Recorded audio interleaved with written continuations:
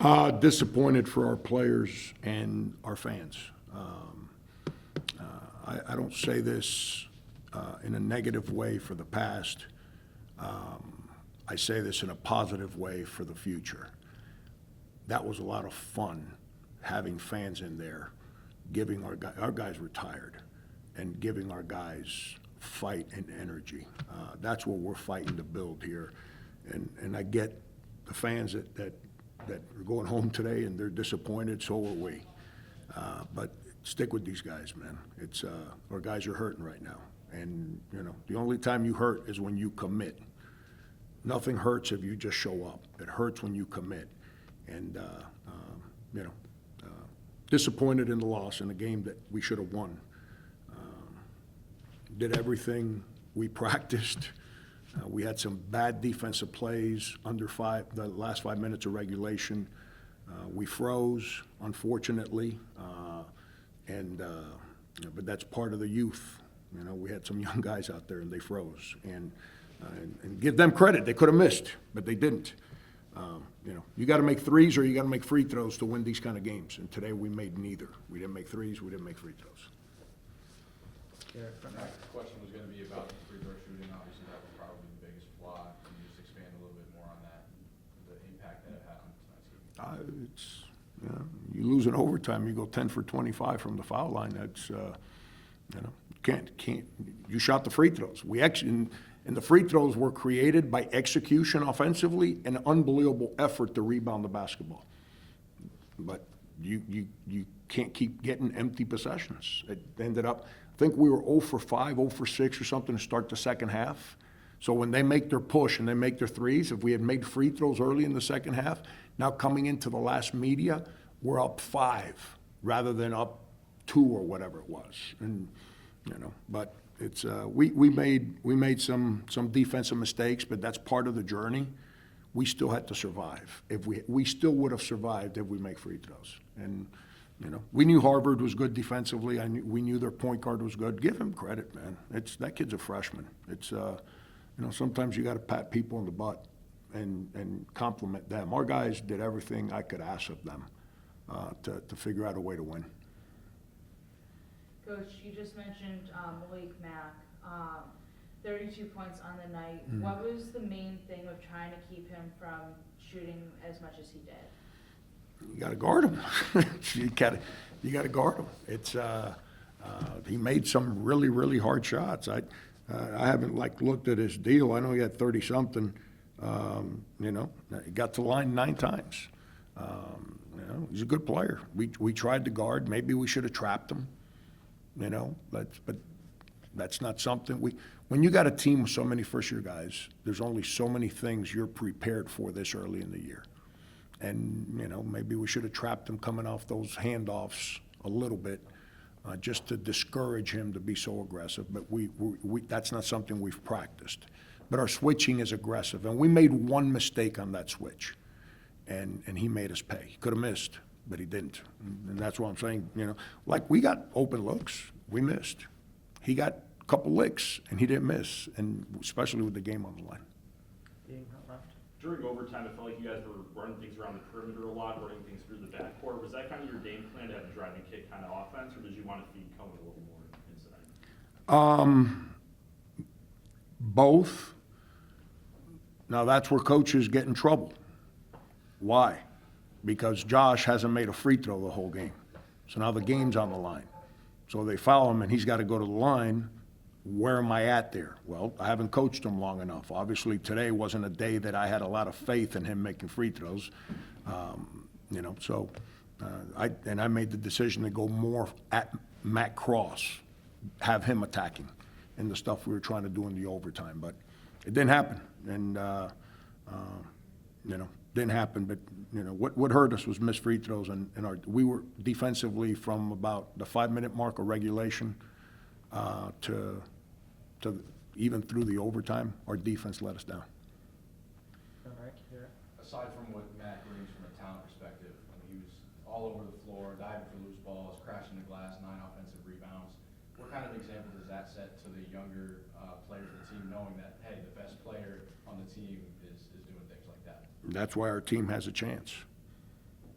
when your best player is so committed to the way we're trying to build this program, that's why your team has a chance. I mean, he's a hoss, man, you know.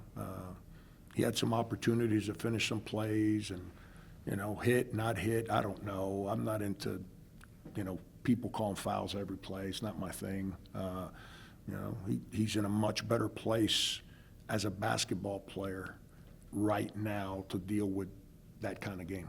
They're good. Harvard's a good team. They got size. They got physicality. They got shooting. What Harvard really bothered us today with is their 2s and 3s are long. So they negated our perimeter shooting from our 2s and 3s. And that's why we got stuff on the inside. But at the end, you got my free throws. I can't. I mean, I don't mean to be boring with my answers. You're not going to win. It's hard to win any game, let alone against a really good team, when you shoot, what's that, 10 for 25? I'm the math guy. I should know that. It's like 38%, 40%. Yeah, so it's hard to win when you do that. Devin? You had a chance at the end of regulation and then overtime, where you had a chance in regulation to win the game and then a chance to tie in overtime. Can you Yeah. take us through the play call on those two possessions? To win the game in regulation, Rasul missed a wide open 3 off an offensive rebound, if I remember correctly. I don't remember what we ran. Jalen Curry drove the ball. That's what we did. He drove the ball and he missed. We got the offensive rebound. He had the layup, just missed. Again, their freshman makes it ours. With the game on the line, they're down 2. Their freshman makes a little floater, and my guy missed it to win the game. But we keep it alive, shoot a 3. In overtime, we were trying to get. It's again young kids. I have not been able to spend as much time. See, if I spend more than 20 hours a week, our school gets in a lot of trouble. You can go buy people with NIL and everyone applauds it. But if you practice for 20 hours in 1 minute, the school gets in a lot of trouble. And when you have so many first-year players, it's really hard this early in the year to understand every situation that's coming at you. What we were trying to do there at the end is, that's why I kept Dan in the game at the end. We were trying to act like he's going to set that ball screen, and whatever way Jalen went, Dan popped to one sideline, and Rob just popped dead center. And if that thing's spaced out, mistake, bang for 3s. If not, Jalen, you got to go make a play. And no one moved. They kind of stood there, and Jalen tried to make a play. What did you tell Matt Cross at half for his performance to change from those, I believe, 4 points in the first half, and not necessarily just low scoring, obviously, but the change into the contribution that he had in the second half? Yeah, Matt was locked in practice. I didn't have no secret formula. That's why I ran the first play of the second half for him. He was locked in, ready to go. He just he missed some dinks in the first half. And how many free throws did he shoot, by the way? 6. Yeah, it's for all those offensive rebounds and all the plays at the rim. We got to figure out a way to get him to the line a little bit more. And that's just, he's got to learn how to shot fake a little bit. He's in a much better place there. But Matt was locked in. Matt's been locked in all preseason. It's his effort. He's all man out there, man. It's he's not easy to coach, but he's fun to coach. Okay. Coach, what is one thing they can really take away from this loss to kind of go into Wednesday's game and really to kind of help get some momentum going after this loss? Well, that's the part with so many guys here for the first time. I've been on this ride with them. There's only one way. Sometimes you don't play well and deserve to lose and lose. You need a day off because everyone's going to be in a negative mood because of the attitude that we all had at that game. But when your guys do everything the right way, there's only one way to get that bad taste out of your mouth, and it's getting back on the court. And we can't get back on the court tomorrow. It's our day off. So we got to wait till Sunday. So I don't know. All I spoke to the guys after the game was I spoke about some accountability, like those defensive breakdowns with the game on the line, that can't happen. And then missing the free throws. It cost us a game that we should have figured out a way to win. But the bottom line, we didn't. We signed up for this experience. We don't just sign up for the good days. You got to sign up for the whole shebang. And when we come in Sunday, we got to put this in the rearview mirror. We didn't come in and celebrate beating Quinnipiac the other day and have an easy practice. It's the same way. They got to rest their bodies because that was a hard physical. Someone said they play Boston College tomorrow. Coming off of Sarah's Somebody game. just told me, no, they told me it's tomorrow. I don't know how their guys are gonna feel. I know our guys were beat up at the end of the game, because of the physicality of the game. So, but we just gotta get back on the court. And the other thing I told the guys in the locker room was real simple. I said, we're young. The biggest mistake young teams make whenever they take a loss is they show up the next day with their feelings hurt. You can't. You got to show up and be more committed to who you are. That's what you owe your team. And then you feel better by playing another game and figuring out a way to win the next game, not by moping and pouting. I hope we don't mope and pout. We haven't moped and pout for a single time. These kids have been doing this the whole summer. It's the first time they taste losing. We didn't lose in Puerto Rico. We didn't lose when we scrimmaged TBT. We didn't lose an exhibition. They hadn't lost yet. And that's where that confidence that these kids have in what we're doing has grown from. So we took one today, and it's unfortunate, but it's part of the deal. Pedro, on that So last let's follow up on Matt. You've talked a lot about your concerns about defensive rebounding, and I guess on both sides important now. How important is Matt's rebounding to this team?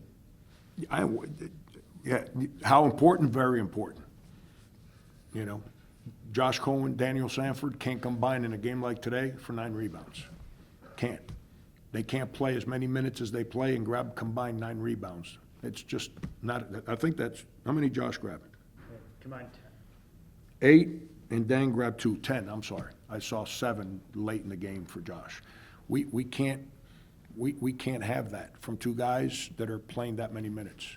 They got to rebound the ball. Matt gets them, why can't they get them? You know, we got to be better there. But, and then all our wings are all freshmen. Jaden's a freshman, Rob Davis a freshman. You know, Jaden gives us great effort, offensive rebounding, you know. But again, their wings are bigger, and they're a little older.